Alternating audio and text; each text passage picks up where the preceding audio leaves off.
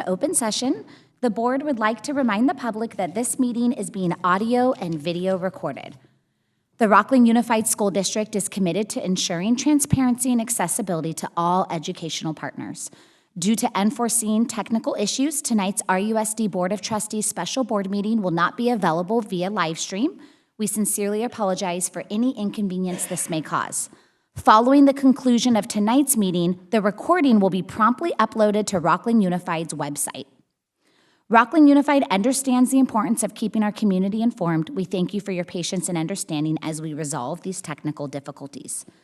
We would also like to remind everyone to please enter and exit through the lobby this evening. Having no action taken in closed session, please join me in the Pledge of Allegiance.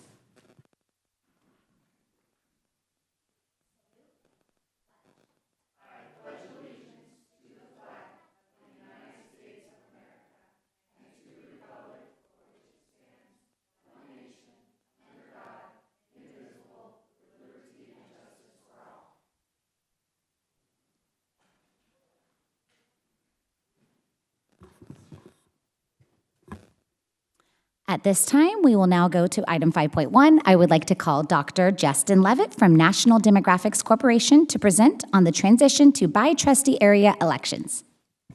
All right, thank you, President Stadhoff, members of the board, and members of the community who are watching this as well as here tonight. My name is Dr. Justin Levitt with National Demographics, and welcome to our second pre-mapping hearing. Tonight, I'm going to be reviewing essentially what we talked about last time, and then following that up with a little bit of a demonstration of the tools and the website and some, basically walking you and the community through the resources we have available. The presentation itself will be a little bit abbreviated compared to what we had last time. So please review that if you want to see more detail on, for example, any of the things we talk about tonight. So first of all, I want to just go through the basics of what the district is doing and why the district is doing it. The district is moving from an at-large system of elections in which all voters throughout the community vote for all members of the board, and board members can reside anywhere within the community, to a by-district, or for school districts, a by-trustee area election system, where the district will be broken up into 5 trustee areas. 1 trustee area will reside in each trustee area, and the residents within that trustee area will have the opportunity to elect for that particular position. The reason why the district is looking at making this change is because of a state law called the California Voting Rights Act. This is a law that dates back now about 20 years, but has been used throughout the state to force jurisdictions, cities, school districts, special districts, community college districts. I go list all the different kinds of districts that have been affected. But it's been used to force jurisdictions to make the change from at-large to district elections or trustee area elections. To date, there have been over 500 jurisdictions, including 200 cities, 250 school districts, and over 50 other special districts that have made this transition throughout the state, literally from the north into the south end of the state. And to date, not a single jurisdiction has won a case on the California Voting Rights Act. And given that litigation history, some of these settlements have been in the 6 or 7 figures, and those are in jurisdictions that didn't go to court to an actual trial.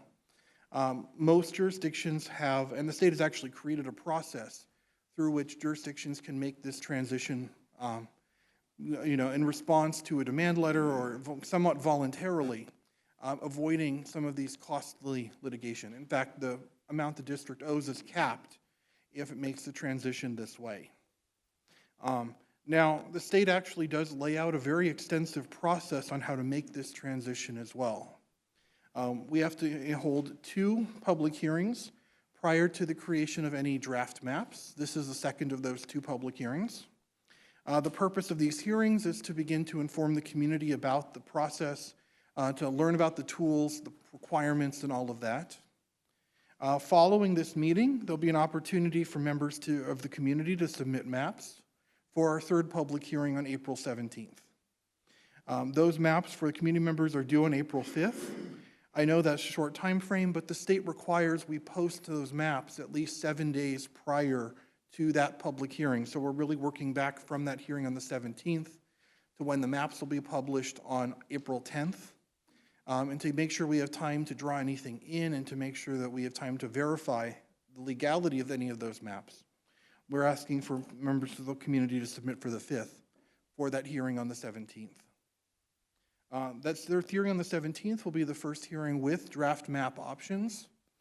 Generally, in addition to any community submissions, there'll be 3 to 4 maps drawn by us, your demographers. And following that hearing, there'll be another opportunity for both members of the community to submit, for board to request any changes to those maps. And with that direction, we come out with new maps or revised maps. That'll be on April 24th for our May 1st public hearing. At that 4th public hearing, the board can narrow the maps down. They can select 1 or more maps as their preferred focus maps. And then following that, there's a hearing on May 15th, the 5th and final hearing, to adopt that final map. Once that map is adopted, it has to be submitted to the County Committee on School District Organization. They have to approve this change from at-large to trustee area elections. That means they have to come to the district, they have to hold a hearing, hear it probably right here in your boardroom, and that will be in early June of 2024. This is a time frame based around finishing the process for the November 2024 election. The same number of trustee areas will be up for office as the number of positions you would have had up in your at-large election. And the other remaining seats will first hold their election in 2026. So think of this as a rollout over the next 2 years. And just as a reminder, this only affects the means of election. This doesn't affect where kids go to school. This doesn't affect any of the borders of the attendance areas or any of the other governance issues affecting the board. In fact, the board still has responsibility to all the students, all the parents, all the residents of the district, regardless of whether or not they're in their trustee area or not. So to begin to walk through the criteria, what factors do we have to consider when looking at the draft maps? I'm going to give you this review because these are the factors that we're going to use to analyze the maps as well. First and foremost, districts or trustee areas have to have equal population. This is the one person, one vote principle. We are required to use the latest census results. So we'll be using the 2020 census to determine this equal population count. It does include everyone. So it includes children, it includes non-citizens, everybody who's counted as part of that total count in the census. In addition, Supreme Court and federal courts require we respect the Voting Rights Act of 1965. While race and ethnicity cannot be the only factor or the predominant factor in the creation of a trustee area, it is part of our analysis. It is something we have to pay attention to, and where we have protected class communities, groups that have historically faced discrimination, we have to make sure that their opportunity to elect, their voting rights are respected. In the middle column, the California criteria, this is actually a brand new set of criteria the legislature passed last year and was first implemented as the Fair Maps Act of 2023. Previously, it applied to counties and cities, but not school districts. So now they extended this to school districts. First, districts have to be geographically contiguous. That's a fancy way of saying they can only have one outside border. You can't have a little bit of a district in one part of a trustee area in one part of the district and another part of the trustee area somewhere else that are not physically linked or connected to each other. Second, you have to avoid division of neighborhoods and communities of interest. This is really the most subjective part of this conversation. It's the reason we come out with many draft maps, because the districting process really asks us to look at what are the neighborhoods and communities that need to be kept together in order to make sure that they have the best representation. For example, making sure that we respect possibly the attendance areas to make sure parents who send their kids to a particular school have a representative on the board. Now, the way the law defines it, socioeconomic and geographic areas that should be kept together for the purpose of their effective and fair representation. That is a little bit tricky. It's not a specific criteria that we can just say, look at this number and that's it. And so part of our process will be looking at different options of maps and seeing which one does the best. As terms of what communities of interest and neighborhoods can be generally understood as, think of issues or problems that people share because of their proximity to each other. I used the attendance areas earlier, but it could be something like, parents who have their kids cross a particular street that has a lot of issues with respect to traffic or busing. It could be something like the geographic difficulty of a neighborhood or one area of your district in getting to their local school.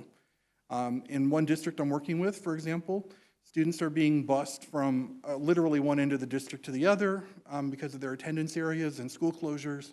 That's the kind of issue that might create a community of interest, particularly for a school district. And I really do encourage us to think about specifically the challenges, issues, concerns here in the school district, rather than, say, generic ones. Third, avoiding division of census in cities and census-designated places. This is not going to be so much of a concern here. There's a couple of unpopulated parts of other cities that 0 people in them, but most of the district is within the city of Rocklin. But if there are those little pockets, we would have to keep them together. Fourth, easily identifiable boundaries. To the extent we can, we should follow major roads, other natural and man-made boundaries. If we have property division lines, things like that, like let's say we have a apartment complex and a single-family home neighborhood, and there's a property line division we can use. Things that would make sense to people on the ground. Not cutting through so buildings A through F of the apartment building are in one area while G through H are in another. And fifth, compactness. The law simply says do not bypass one group of people to get to a more distant group of people. This is really aimed at hooks and fingers and really odd lines that look like they're designed to grab a particular block or in the house even sometimes. And keep in mind these are rank ordered. So if, for example, there's a lot of issues along a particular road corridor, and we've tried to keep that road corridor together, even though it's long and narrow, that could still potentially be a community of interest, which takes priority over compactness. Lastly, the law also includes a prohibition that boundaries should not favor or discriminate against incumbents, political candidates, or political parties. And so to that extent, we draw these blind to the partisan registration numbers, to where board members live. In fact, we draw the lines and then we send it to the attorneys to actually put the election timing years, the sequence of elections, which trustee areas hold election when, in order to make sure we're not violating this prohibition. And lastly, we have other districting principles like future population growth. Once we've satisfied all the federal and state criteria, we can also look to other principles that the district identifies as sort of tiebreakers between maps. For example, putting all of a new particular development in a particular trustee area in order to make sure it's clear who represents that area in the future. That is something we can do once we've satisfied all of the federal and state requirements. So looking at these in slightly more detail, I want to go through a couple of numbers and then we're going to go into the maps. Or the tools, I should say. The census counted a total population of 69,641. Dividing by 5, each trustee area will contain approximately 13,928 residents. Now, we don't have to get perfect on that number. The requirement for equal population allows us some leeway. They call it deviation. And when we say a maximum deviation, the biggest difference in population needs to stay under 10%. And that means that the difference between the largest and smallest, and I'm not talking about each one, I'm talking about combined, if we subtract the population of the smallest from the largest, that number is going to have to stay below 1,392. If you want to think about this on an individual district basis, each trustee area could be about 600 or so above or below and stay under that 10% deviation. Now, the law actually expects that we don't get to perfect equality because everything else we have to do, following major roads, keeping communities together, we might get some deviation or difference from that ideal number in order to do that. In addition to that total population, actually one more thing about that, this is also the trigger following every census to look at these boundaries and see if they need to be redrawn. So in 2031, we'll take a look at that total population number and the trustee area population counts to see if they're still under that 10% maximum. And particularly if it's over a 10% deviation, which it could be because of growth or population change, that would be a trigger for having to adjust those boundaries following the next census.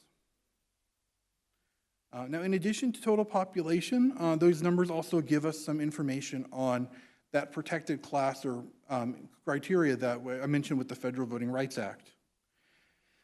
Here we look at citizen voting age population. That's the population over 18 with U.S. citizenship.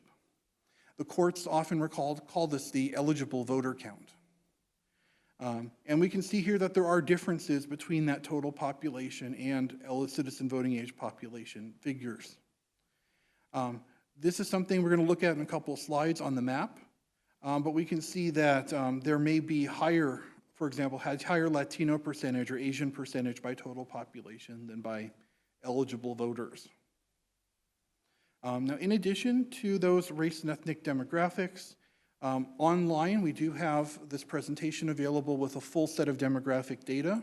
In fact, I'll show you the interactive web viewer where you can view all of these fields that look at the socioeconomics, the demographics of the community, everything from age and language spoken at home to education, where we see single and multifamily housing, where we see properties that are rented and owned. These numbers never substitute for a local understanding of your own community, but they can help support or can add to some of the issues that we might want to take into consideration as communities of interest. But we do have to look at the race and ethnic numbers, the protected class communities, as part of our voting rights analysis. As you can see here, the areas in purple are under 25% Latino on the left, Asian on the right. The areas in blue are under 50%. And we can see here there's a couple of areas in green on the Asian map that are just over 50% Asian American. If we don't really see any concentrations or neighborhoods that rise to the level of needing to be kept together for the Latino community. For the Asian community, we do see kind of in the southwestern part of the district, a small area. It's not going to be an entire trustee area, but at least a small neighborhood that probably should be kept together if we can. I'll say this also, if there are other additional neighborhoods or communities that we know of, we can identify them as part of that community's of interest criteria rather than simply looking at this for the Federal Voting Rights Act. And I'll say size can be misleading here too. That large green block along the freeway actually has very few people in it. I believe it has 7 people residing in it. It's mostly in commercial block, but it's very large geographically, and I believe 4 of the 7 are Asian American, and so therefore it is technically about 55% Asian American. So this just shows percentage. It's not colored by weight. And this is online, as we'll look at in a second, on our interactive review map. Now, I just want to preview these 2 tools. We're going to look at them in more detail here in a second. But we do have 2 really great web resources to analyze and then draw your own map. And the first we call the interactive review map. This is basically this is a viewer. This lets you view, first of all the demographic data that we've talked about in this presentation. And when we get the draft maps, they will also be put up in the interactive review map, where you'll be able to view them, overlay one on top of another to see where the differences are, zoom in, actually can search for addresses, and all sorts of really great features like that on those maps. In addition to that, we have a tool that allows you to draw your own map. And so that's the one I'm going to be demoing after we finish the slide. Basically, this tool allows you to go block by block and really into the detail if you want to draw or test anything as you go through the process. So let me walk you through a little bit of this, and I'm going to switch over to the website. Let our tech team know so they know what I'm doing here. On our districting website, we have a page that's dedicated to the districting process. And under that, we have some of these drop-down menus that give you information about the process. One of them is for the mapping tool. We have also one for the interactive review map. Clicking on the interactive review map, because this will be the short one, takes you to our map itself. We have the districts outlined in black here, and the cities, we can see the city boundaries underneath it. We see that there's two tiny bits of Loomis that actually go right into the district, but they don't really have any people in them. What we see on the right is all of our layers. These are the demographics that I talked about in the presentation. So let's say we wanted to look at some more information on, I don't know, percent of people who rent. We just click on that check. Excuse me, we're not able to see what you're doing. Okay. Chief Assange, can you assist in thank you. Just need to duplicate.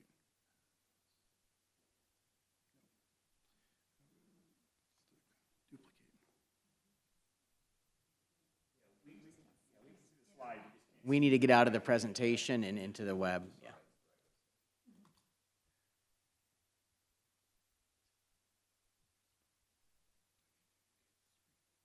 This is fine. This works. Where's the other? This one? Yeah, that's fine. We're good.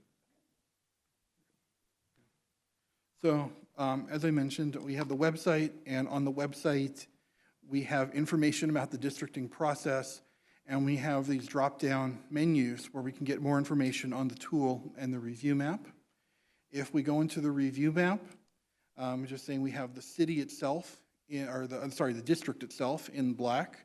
The cities below that are in purple. And we have some, as we zoom in a little bit, we see that the layers on the right-hand side become visible, or at least we can check them. And when we check a layer, it will display that information on the map. So this is our review map. So it doesn't give us all the ability to draw anything, but we can look and we can zoom in and out and see some information. We can even select these areas, and it gives us a little bit of information about the population of these areas. Yes, and I believe, yeah, you see, if you go for, here we have the layers on this little, it looks like a stack of like American cheese squares. Next to that, we have this looks like a list of things. That's our legend, and we give our legend, tells you percent renters, and the coloring scheme is identical throughout. So red is over 75%. Yeah, orange, 65 to 75, and so on, all the way down to purple, less than 25%. And so this is going to give you a lot of that demographic information. If I go back to our list of layers, we certainly have most of the fields in there. If there is something that we don't have in here that you would like to see, let us know and we can see about adding it. This is the interactive web viewer. This is also where the district maps will go, the trustee area maps will go when they're ready. The other tool we have is this mapping tool. And we have a lot here because we understand this is not the easiest tool to use, but it is one of the best available. It probably is the best available today now that we're past the 2021 redistricting and some of those other tools are no longer supported. We also, on this here, we have a guide, a PDF guide that walks you step by step through the basics of the process. We also have underneath that 2 videos, a 4-minute tutorial and a 15-minute longer extended look at how to use it as well. We also have some quick instructions. I think the most important thing here is that once you've drawn your map and you want to submit it, we do have an email, districting@rocklinusd.org, where we ask you to send your link to that map so that we can view it, we can download it, and we can process it. If you don't, if you just have it in the computer or in the program, we don't see it. It's still private until you share it with us. So when you're testing things, when you're doing things on your own, know that you have full privacy, full control, that I'm not going to be able, and nobody is going to be able to go in and say, oh, no, you can't do that before you draw your map. Whatever you submit to us will be exactly what you intended to submit. Now, if we go to the website itself, I think the place that trips a lot of people up is just where to get started. We link you to the basic map of the city, or map of the district, sorry, but you really can't do much here. Notice it says view only right here. In order to make sure that we can actually manipulate it, we can do things with it, we first have to make sure we have an account. And so the first thing to do is to set up an account. So I've set one up already, but it's really easy on the base website. If you don't have an account, there'll be a box kind of right here on the left-hand side below this Pick a State, Learn More supporters that asks you to log in. And if you don't have one, it says here's where you can go to create an account. Creating an account is really simple. There's not even verification. You just choose your username and password, and then you can log in. Once you log in, you can go back to our map itself, and next to this view only, we have this button. It looks like a little paper with the paper folded, the corner folded over. This is make an editable copy. You'll see that on the view over text. We want to make a copy of the map. We duplicate it, we hit yes, and basically this makes an editable version that you can use to do whatever you want with. The first thing I like to do when I do this is you'll see it your list on My Maps. You can rename it, you can open it, you can share it from that menu. We'll go back to that menu in a second. Once you click on it, now this version, notice how there's no more view only button. Now we have our paintbrush and our eraser tool instead. Well, what we can do is we can click the paintbrush. If we want to start drawing, we click the paintbrush and we can basically just click on an area we want to move into a particular trustee area. As I'm moving it over, everything in, this District 1 details box is adding that population to the district as I'm doing it. I'm also getting information on the right-hand side that tells you what I'm moving in. So I'm moving 2,439 residents by moving this particular precinct into trustee area 1. And now that's added to that trustee area.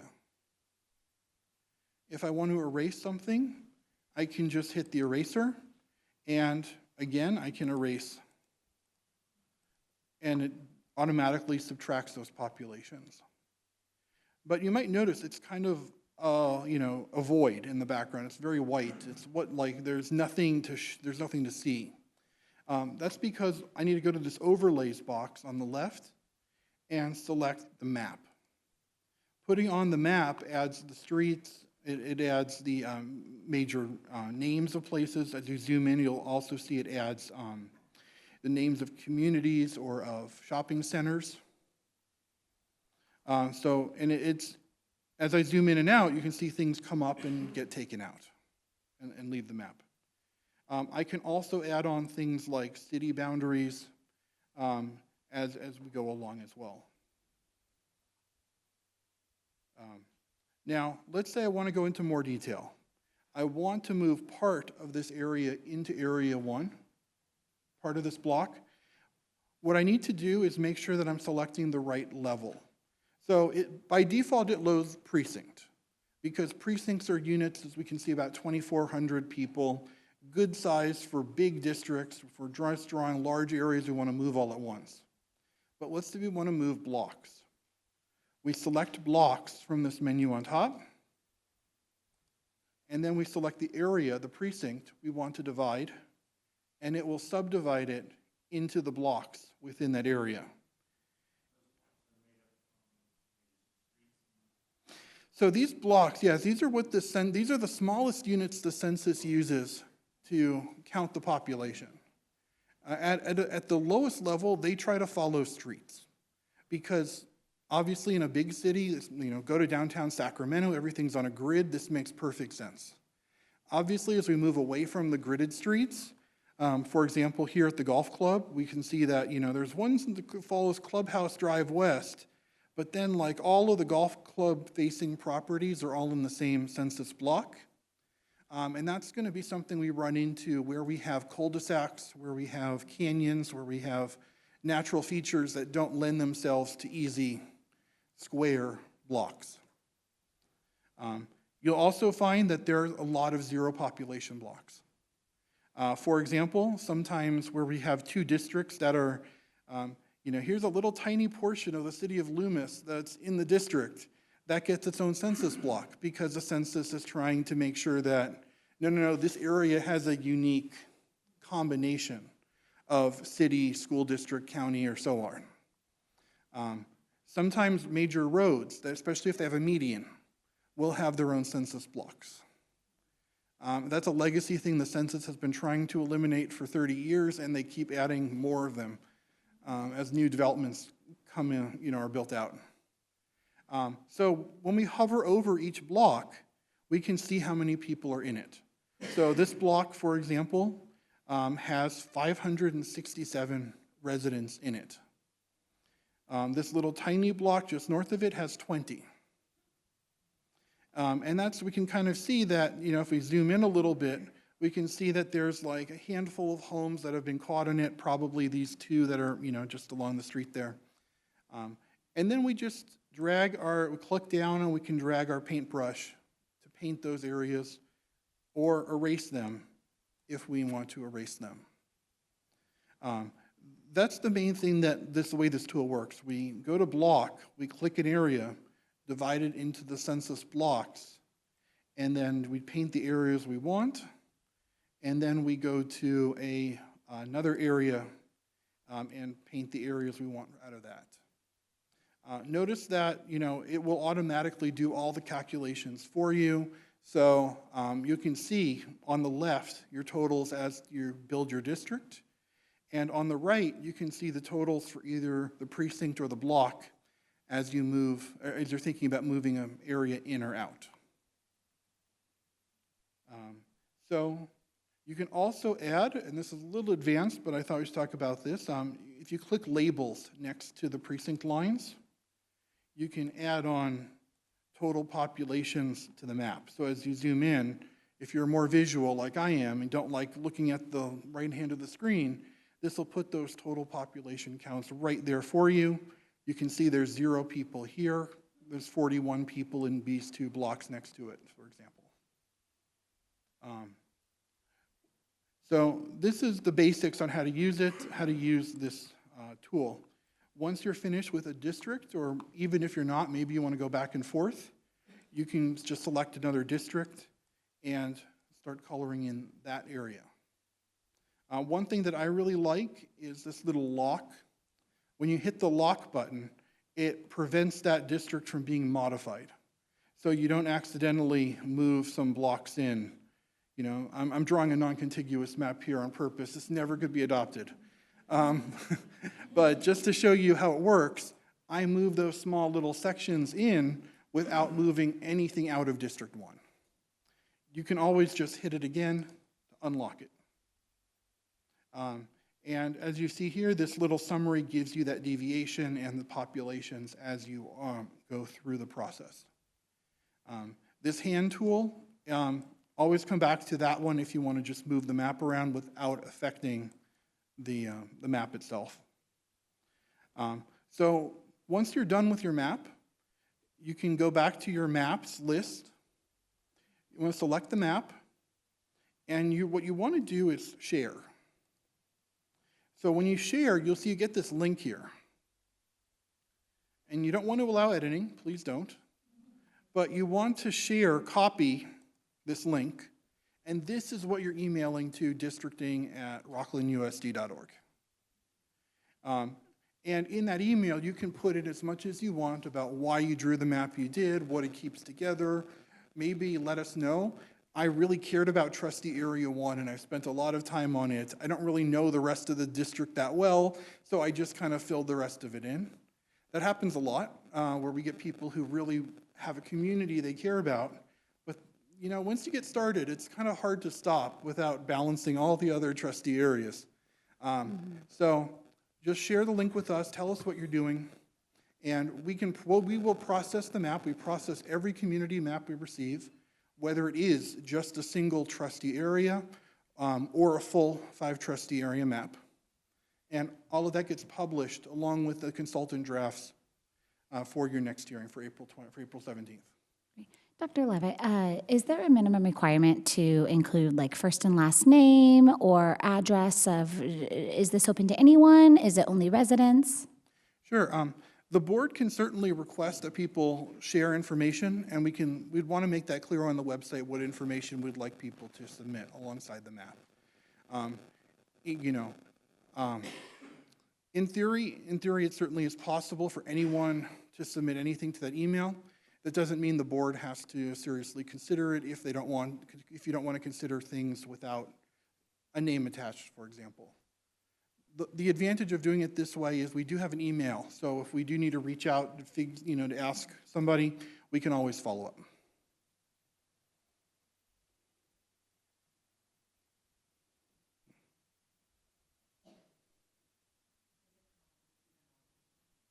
So is it common to receive anonymous maps? Yes, it's less uncommon to receive group maps. So if an organization wants to submit a map, whether it's a homeowners association or, we don't really see this in school districts, but sometimes like a group like the NAACP will submit a map. And that's why we don't have that hard restriction on you have to reside within the district, because the group that's submitting it may have a representative who lives outside that's submitting the map on their behalf. When you say maps are processed, what does that mean? So we take every map we receive, including all the community drafts, and we what we do is we analyze them as part of our analysis for this, which involves a more thorough check. We want to make sure that the map is contiguous. We want to make sure that the map meets other criteria, or if there's anything potentially challengeable about the map, we want to be able to note that for you at the hearing. So if a well-meaning citizen presented a map that was almost great, Yeah. but had some flaws, would you send it back to them for correction, or would you just not Sure, present the map? I think, so for example, if it's a zero population area, like they were painting the whole city, but they didn't move a block that's literally a street. Happens a lot, especially because, when you're visually doing this, we will go ahead and fix those kinds of errors. Zero population errors like that, we will go ahead and fix. If there is an issue where we think the map is not, we will do our best to reach out to the individual. If they submitted something that they either acknowledge is not meet the criteria, or, for example, is a 1 trustee area, or maybe they drew 3 trustee areas but didn't do a full map, we don't reach out on that. That would be something, we can just present that as is. To us? Yes. And then Every map is presented. everything we receive is presented, and that's one of the requirements in the law. And we can choose to take a map and do some editing. So on those examples, if they send in 3 and we like those 3, we could edit the additional 2. It doesn't have to be yes or no for each map. Absolutely. Okay. And in fact, we'll talk more about this next time, but we'll encourage you to look at specific things you like or dislike about each map as it comes in order to create the best map at the end of the day. It might be that we like the north half of one map and the south half of another, and we can fit them together. So a couple things. With the second deadline for maps, that 4/19 deadline, does that also include new maps being submitted by the public, or are those just revisions of what we already received? It potentially does include new maps, particularly from the community. Typically, at that point, we might get someone who came to the third board hearing without coming to the first two, and didn't know this was going on, but sees an idea they would like to share. Okay. Another thing, so on the redistricting page, there's this like analyze button, and it kind of gives this like green triangle. Is that something that members of the public would want?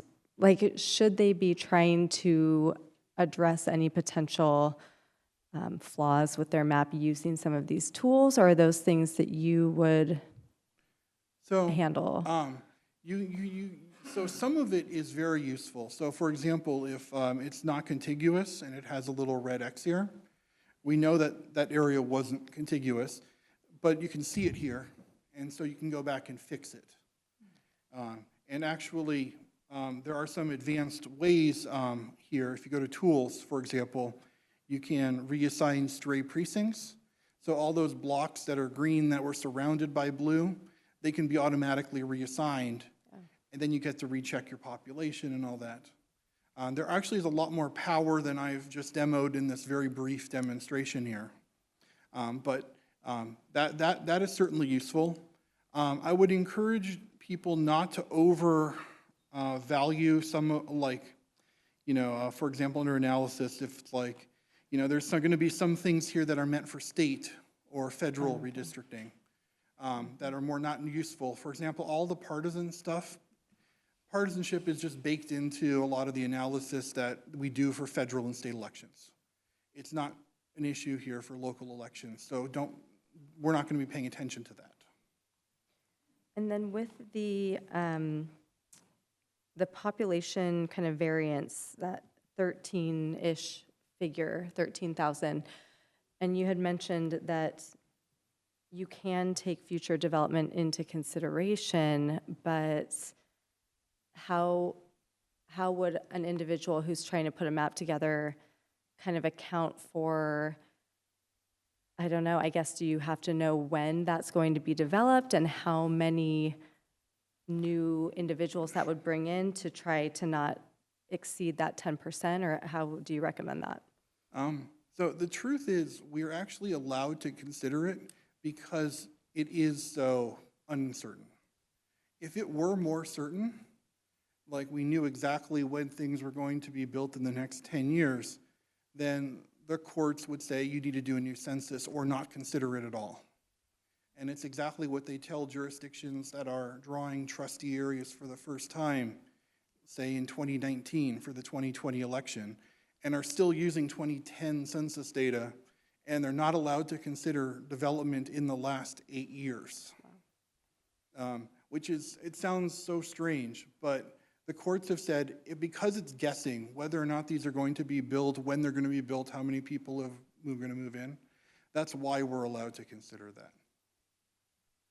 I know it doesn't make a lot of sense, but that's how the courts have ruled.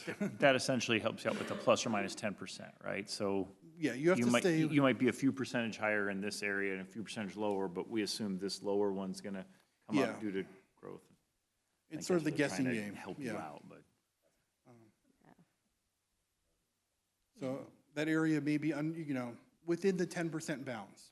So 4% under in an area that we think is going to get a new development, 5% over in an area we're going to build, it's already built out. That's a total of a 9% deviation. And so then I guess a question too, I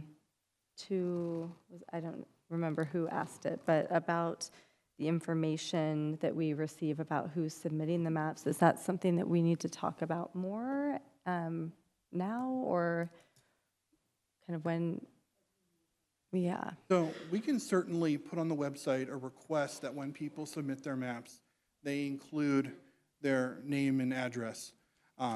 Now, we obviously will receive whatever we receive, but we can certainly provide that information. That's all part of the public record as part of this process. And that can be a part of your deliberation process in trying to weed out the serious maps from residents of the district from anonymous people who just happen to stumble upon this online. What is the legal requirement that they include? So the legal requirement is that the district accept whatever Anything. it receives. Okay. And that's part of the binder of the public record for this process, or the packet you get for all the participation. Now, we can certainly put up a request and say that the board the board will only be considering, or will only prefer to consider maps that have that information. That we don't need any board action on that. We can just put that up. A valid point was mentioned. If we're asking them to list their address and yet it becomes a public record, is that a little bit of a privacy issue for people not wanting maybe their home addresses known? What if it's how do people feel about if it's like a first and last name and then are you a resident? I understand somebody could not tell the truth on that, but I wonder, it might, right? It might feel a little odd for a community member to say, I have to give my home address and it become public to everybody in the VIPRA. Yeah, and we wouldn't want to discourage people from submitting because of that. Yeah, but I do think it's beneficial to ask. Do you guys? I think it's beneficial to say, "Are you a resident? Yes or no?" we can certainly do. In the school district boundary lines. Right, yeah, resident of the district, not the city, because. Yeah, and first and last name. I think that's Right, beneficial. we can certainly do name and resident of the district. Yeah. Would you put on their first and last name just because sometimes people? Thank you. Of course. And of course, we will also have their email address because they're required to email it into us. So if we don't get something, if we don't have that information, we can certainly work with the staff on following up with those individuals, if we receive anything from outside the district. You also mentioned that there was some leeway in the layers. So how did you come up with the layers that you've got listed? And is there some that you think that we should add or take away? So all of, in the viewer, these are all just standard. Nothing unique or special. I want to emphasize that these are the kinds of things that come up frequently. So we have, our racial ones that are, of course, required under the Voting Rights Act. But beyond that, we have people who speak languages at home, because that's something that often is a really good determinant of, especially for communities that don't speak Spanish, but maybe are other language minorities, in some cases like Armenian or Arabic or other languages. Income, education, those are very standard measures. Families with children, especially in school districts, often is a really interesting look. And then just renters and owners, multi and single family housing, again, standard things that we really look at. All of this list is very basic, that we would use in any project. Thank you. And then community resilience is a new one we've added in response to some people who have asked us to put some sort of equity factor on here. It's a new one we've added this year. We haven't really used it specifically in a project, but it's sort of a measure of poverty.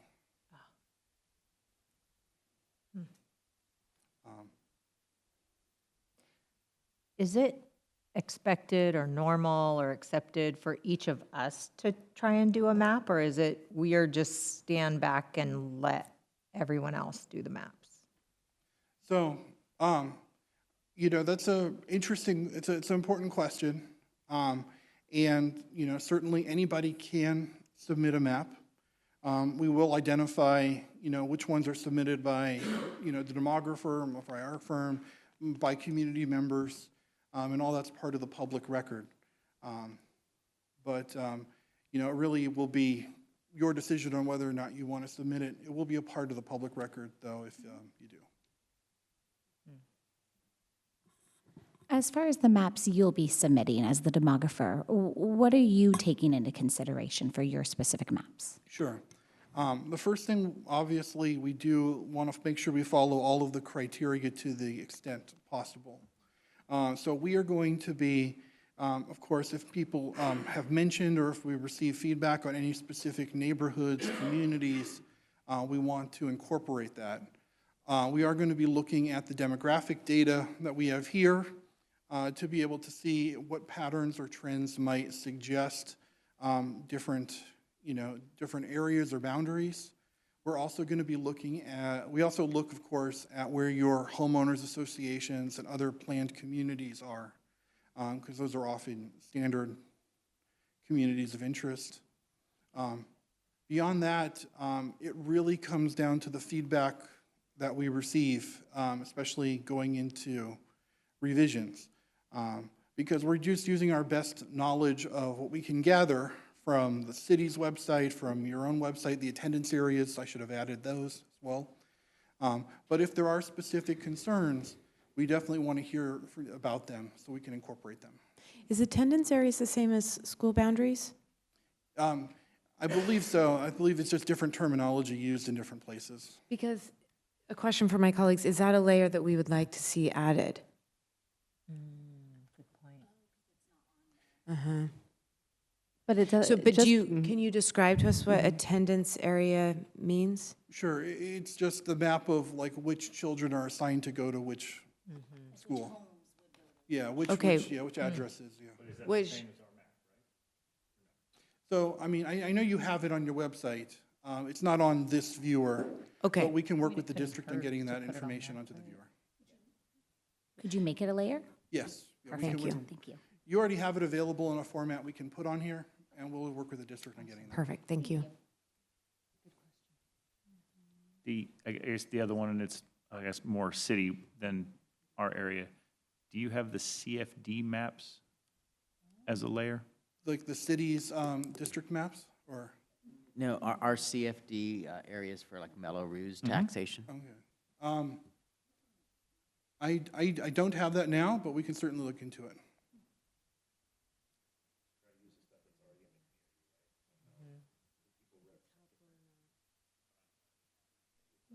We have 3 CFD districts, just for reference.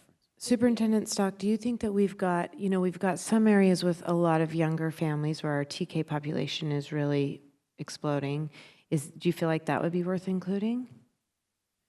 I don't know if we can get to how granular we can get to age of students. I see we can get to under 18, but I'm not sure does Can you the, go? Well, and I would say, like, if there is a particular community name or names that you want to mention, Okay. you know, that would be the kind of thing that we would want to look at, like, oh yeah, the Stonecrest development is very new and Okay. lots of young Lots of young families from families. there. Okay. So not So- necessarily a layer, just So- something that we would know as community members. Right. Okay. That would be the kind of thing that we can, when one would say, like, yeah, okay, we found where the HOA boundary for that area is, and we've kept that together. or like if we had, like up in Lincoln, they have Sun City, that would be, you may want to note that's a community that's all over 50. Five. Exactly. And we don't have age on here, but it is in our data set, so we can look for those 50 and older, 60 and older communities. Would that be taken into consideration with the final numbers? Like you have 13,000 here and 13,000 here, but this 13,000 is, 50% over 50, and this 13,000 is all under, all young families.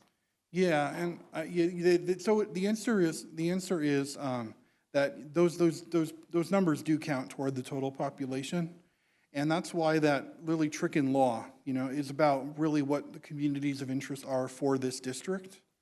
I know of many school districts with retirement communities that they've, not identified them as a community of interest for the purpose of the law, so that it's not like one district is entirely within a retirement community and has no children sending to the schools, which is so we may say, like, we don't believe that meets the criteria for a school district for what a community of interest is. I guess, and again, just to confirm, I can do the math, the 13.9 that we're talking about 5, we're always looking at total population, not voting. That's right, population. it's the total population.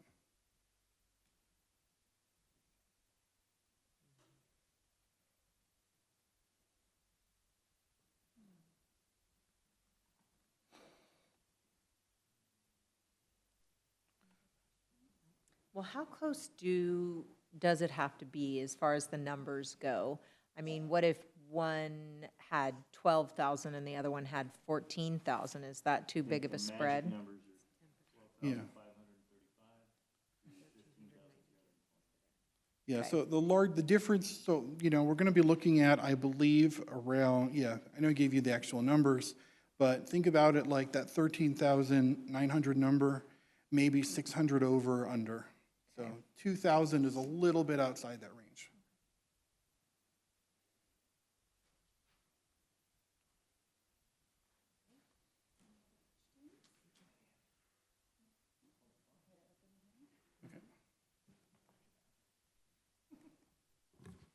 Okay, thank you, Dr. Levitt, for the presentation. That was incredibly helpful. We will now officially open the public hearing to hear comments on this item. I now open the second public hearing regarding demographic process to draw trustee area boundaries. Second public hearing to gather community input regarding the composition of trustee area boundaries pursuant to Elections Code Section 10010A1. Okay. Seeing we do have public comment cards, we just have a few important reminders for public comment on this item.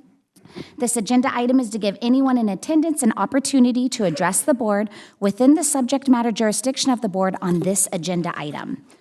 The board respects each individual's rights to express varied ideas and opinions and expects speakers to refrain from personal attacks based on protected categories under state and federal law, including race, religion, sexual orientation, disability, etc. Please be mindful that students may be watching. Please fill out a green public comment card, complete with all information, and turn it in prior to this agenda item being closed. I will call your name and invite you to the podium and will state who is on deck. When you approach the podium, please restate your name, the city you live in, and the school your children attend. You will have 2 minutes to address the board. All comments must be respectful. Please, no profanity. Okay, so far we have 4. So first up, we'll have Rand Crabden, and on deck will be Price Johnson.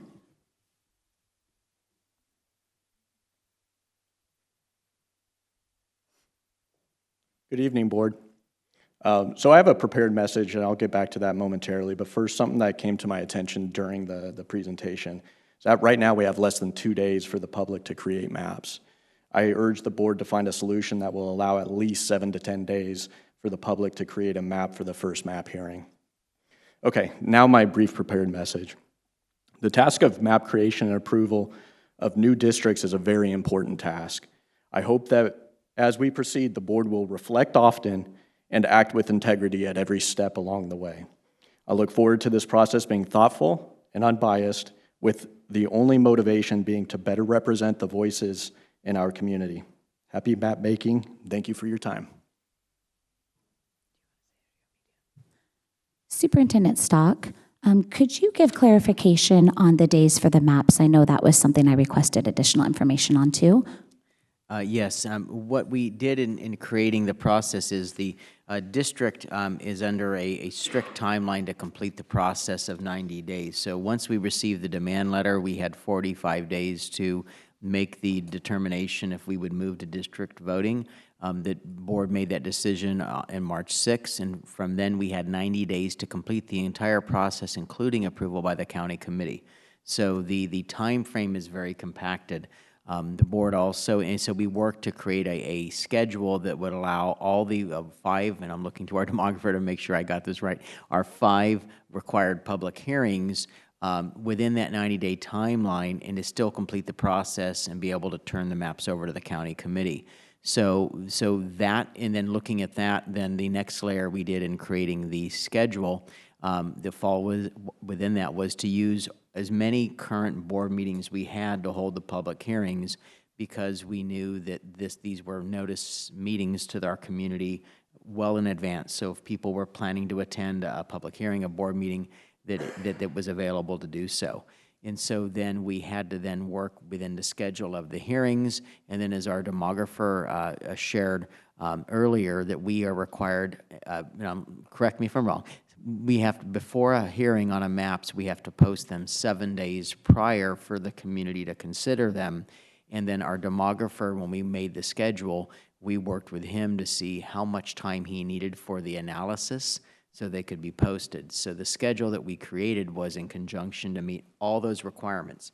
Hence, the schedule that we've created is contained in this PowerPoint and on our website, that the maps to be considered for April 17th need to be submitted by this Friday, April 5th. However, that is not the only opportunity to submit maps to be considered. There's a further opportunity to have maps considered on the May 1st board meeting, and that deadline for submission of those maps, I believe, is April 19th. And so what we do have is we do acknowledge that the timing is quick, but there are multiple opportunities for maps to be submitted and considered. And sir, did I miss anything in that recitation?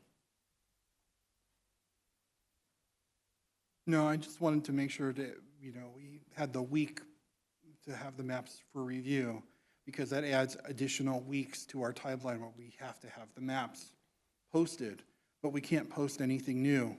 It also prevents us from having the public hearings 3, 4, and 5 any closer together, really without being able to bring new maps to those meetings.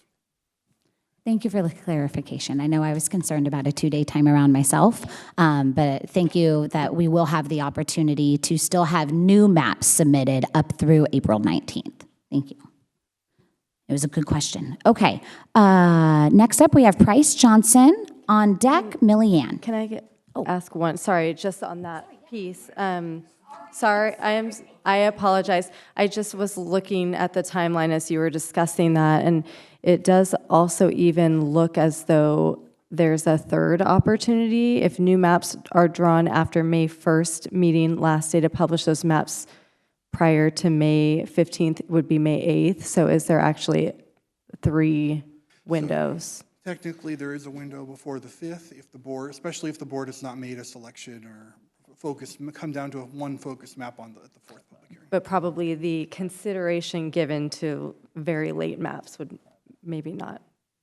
It gets harder, okay. but we can certainly have another turnaround for that last 5th public hearing. Because that'll be the final vote night, correct? On the 15th. So, yeah, so it would be very, down to the wire. Okay. So strong encouragement by April 19th. Earlier the better. Okay. But Thank just you. because you don't get it in by April 5th doesn't mean the map is penalized in any way, correct? Okay, great. Apologies, Price Johnson. All right.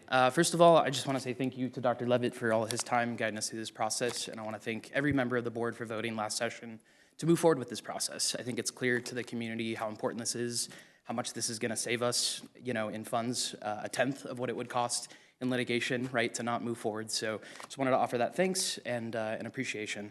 Secondly, I just wanted to bring to the attention of the board that there has been some online community discourse just around dual roles that President Tiffany Sathoff holds both on this board as well as the county committee.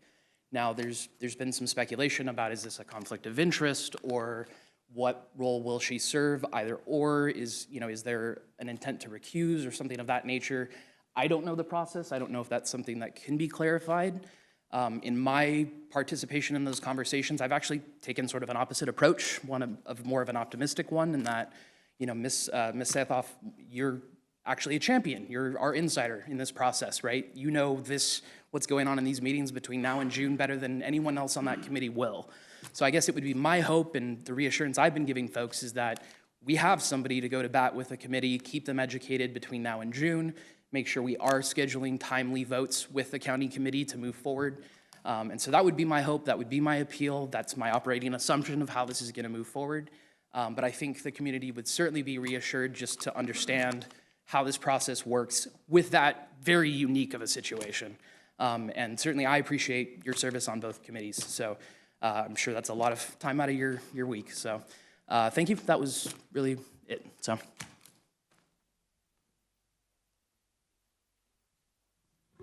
Thank you, Price.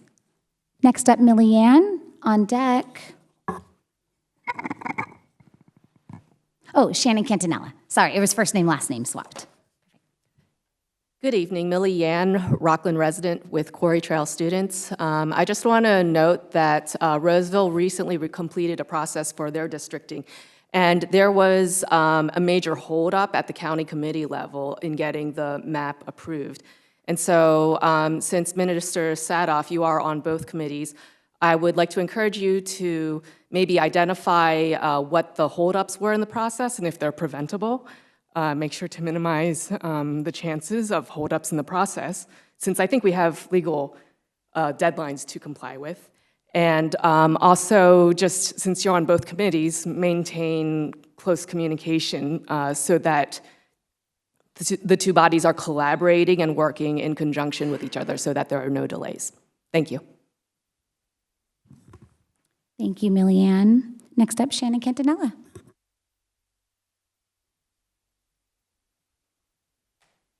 Hi, good evening. Shannon Catanella, Rocklin Unified Parent. I'm glad to see you have the no profanity rule up there. It wasn't up there last time. Maybe also lewd conversation since we're talking about kids. Otherwise, it's just adults listening to this stuff. Following up on what Millie was speaking to, I wasn't expecting her to say that, but I do know that Tiffany Sadhoff, Pete Constant, and Jessica Spade were all on the PCOE process and attempted to derail it for the Roseville City redistricting. I do know that it actually won eventually 7 versus those 3. So I am concerned about anybody floating maps from this specific district and coming into conflict with whatever Tiffany Sadhoff has in play with her preferences.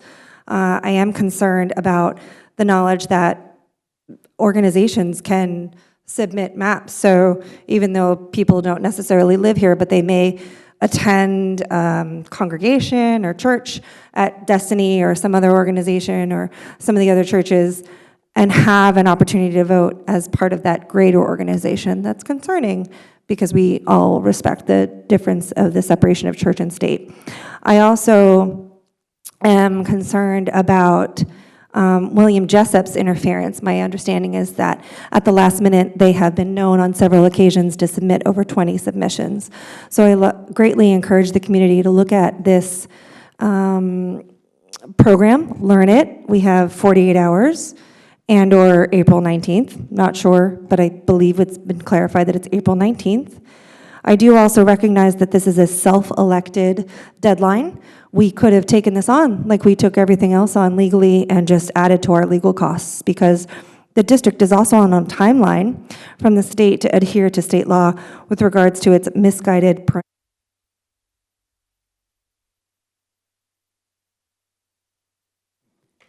Thank you, Shannon.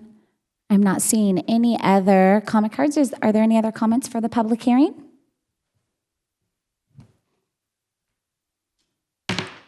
I now close the second public hearing regarding our demographic process to draw trustee area boundaries. Trustees, do we have a need to go into closed session or do we adjourn? Okay, then the meeting is now officially adjourned.